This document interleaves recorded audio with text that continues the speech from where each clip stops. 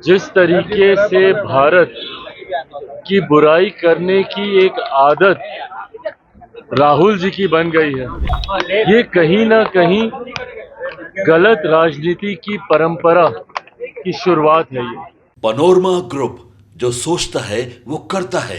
आपके अपने सपनों का आशियाना। आगे उतना नहीं कीजिए, अभी उतना आगे अभी नहीं कीजिए यार। राहुल गांधी ने कहा है कि रोजगार है, वो भारत में रोजगार की समस्या है, चीन हो या वियतनाम, वहाँ रोजगार की समस्या नहीं।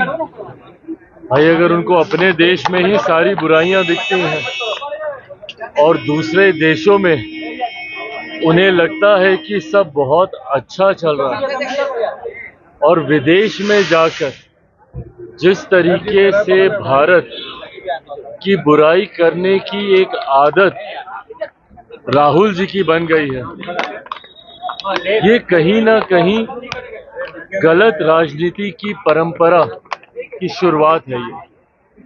ये आपसी मतभेद जरूर हो सकते हैं और सत्ता पक्ष विपक्ष में हमेशा से रहे, पर विदेशी मंच पर जाकर अपने राजनीतिक मतभेदों को अपने व्यक्तिगत राजनीतिक लाभ के लिए इस तरीके से इस्तेमाल कर अपने ही देश की बुराई करना, ये कहीं से उचित नहीं है।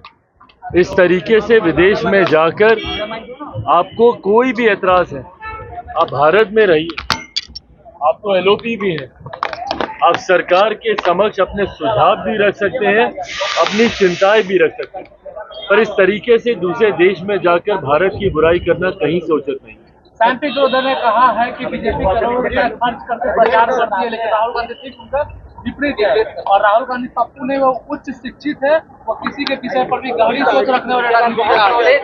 भाई, ये सारी बातें जनता के डोमेन में है, पब्लिक प्लेटफॉर्म में है। उसके बाद भी अगर जनता ने तीसरी बार लगातार प्रधानमंत्री नरेंद्र मोदी जी के नेतृत्व में एनडीए सरकार को चुना है, तो कहीं ना कहीं ये बात तो स्पष्ट है ना कि सैम पित्रोदा जी जितने भी गुणों का उल्लेख कर रहे हैं राहुल गांधी जी को लेकर, कम से कम भारत की जनता तो उसे स्वीकार नहीं करती होती तो तीसरी बार प्रधानमंत्री नरेंद्र मोदी जी को देश का प्रधानमंत्री नहीं बनाती। लगातार, जो कि भारत के इतिहास में एक बड़ी उपलब्धि है, लगातार मात्र दूसरी बार ऐसा हुआ है जब देश की जनता ने तीसरी बार एक ही प्रधानमंत्री और एनडीए गठबंधन को चुनने का काम किया है। तो ऐसे में जो सैम पित्रोदा कह रहे हैं, कम से कम देश की जनता तो उसे नहीं मानती।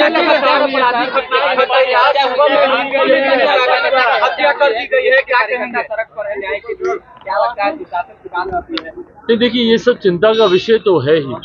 अगर इस तरीके से अगर हत्या दिन दहाड़े अगर कोई करता है और अगर अपराधियों का मनोबल इतना ज्यादा बड़ा है, तो ऐसे में जरूरी है कानून को और सख्ताई से लागू किए जाने की।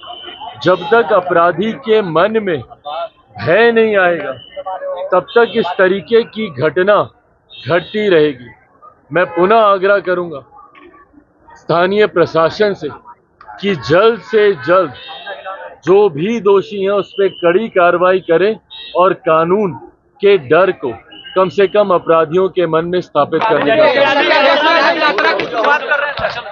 पनोरमा ग्रुप, जो सोचता है वो करता है। अगर ये वीडियो पसंद आई और वह बिहार के राजनीति और बिहारियत से सरोकार रखेनी तो सब्सक्राइब बटन दबा के चैनल के सब्सक्राइब कर ली। ओजे एगो घंटी बा, ओकरा बटन दबा देला से कुल सटीक और मारक खबर रुआ मुफ्त में मिल जाई। अगर रुआ पत्रकारिता के हमनी के नया प्रयोग में सहयोग कर चाहतानी तो ज्वाइन बटन दबा दी।